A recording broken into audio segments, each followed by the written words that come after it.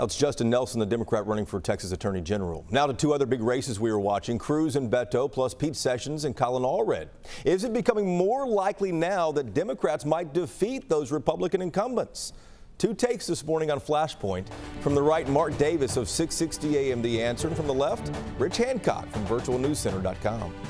Good Sunday morning, everybody. My buddy Rich and I are here, and we are anticipating, as we know all of you are, the 2018 midterm elections. And here in Texas, it's kind of interesting because Ted Cruz faces a big challenge from Beto O'Rourke. In a particular congressional district, there's a Pete Sessions with an interesting challenge from Colin Allred. I think if my side is caught napping, I don't think either of these guys are going to lose, but they could be close, so that could energize your side in a big way. But I want to ask you, will Colin Allred in 32 and Beto in his ads against Ted Cruz be spending a lot of advertising time telling a red state stuff they really believe in, like government-run health care and citizenship for illegal immigrants?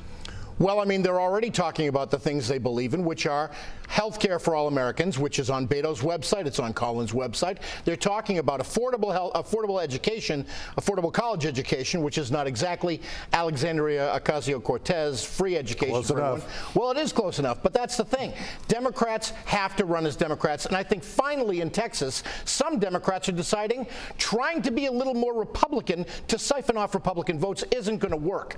Getting people out who have not voted is what's going to work for Pete Sessions and Colin Allred. I feel Rich's, not feel his pain, but I resonate completely, because from the Republican side is like, stop trying to be part Democrat. Be what you are.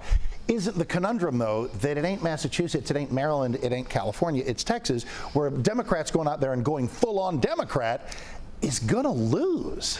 You say Texas is Texas, and I say Texas is changing.